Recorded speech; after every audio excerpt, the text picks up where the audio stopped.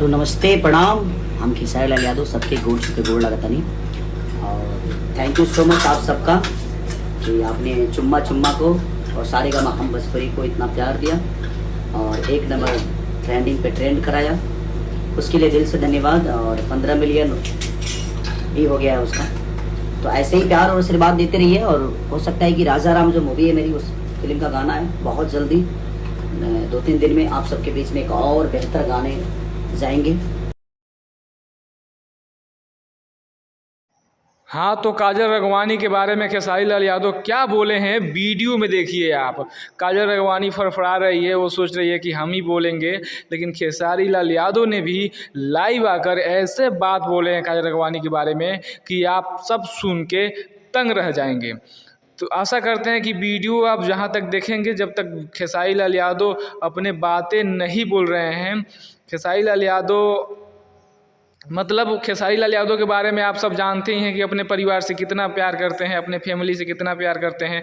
लेकिन काजल राघवानी का आरोप है कि खेसारी लाल मतलब अपने बीवी के बारे में ऐसे बोलते थे, अपने बच्चे के बारे में ऐसे बोलते थे, और गंदे गंदे फ़ोटो वीडियो मतलब लड़कियों के साथ उनके फ़ोन में था, ऐसा आरोप है काजल राघवानी का। लेकिन खेसारी लाल लाइव आकर कुछ गाने के प्रमोशन करने के बाद मतलब ऐसे बात बोले हैं, वो हम आपको सुनाने जा रहे हैं। आप भी सुनकर तंग रह जाएंगे कि सच में खेसारी लाल ऐसे थे, कि सच में काजल राघवानी के साथ ऐसा हुआ था कि मतलब। लेकिन एक बात और आप लोगों से हम बता देना चाहते हैं कि मतलब भोजपुरी में जिसका स्टार्टअप ख़त्म होने वाला है, जो लुप्त होने वाली है, चाहे लुप्त होने वाला है, उसका बस एक ही मकसद है, आओ और खेसारी लाल यादव के बारे में बोलो और खेसारी लाल से पैसा चाहिए, मतलब पति नहीं चाहिए।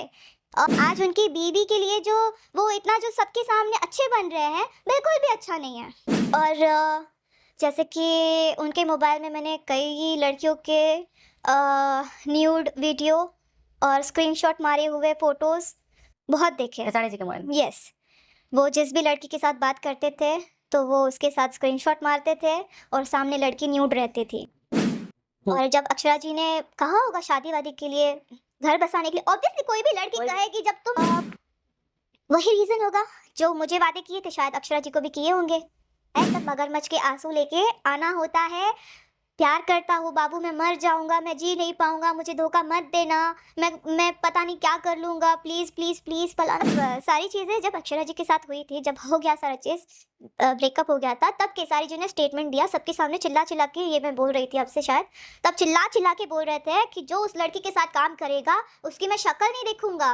रोना तो उनका चुटकी में उनको आंसू आता है। ऑडियंस को तो वो चूतिया समझते हैं। इंटरव्यू में खेसारी लाल यादव जी ये कहते हैं कि हम काजल राघवानी जी के साथ प्रेम संबंध में थे, यानी कि खेसारी लाल यादव और काजल राघवानी क्या सच में एक दूसरे से प्यार करते थे?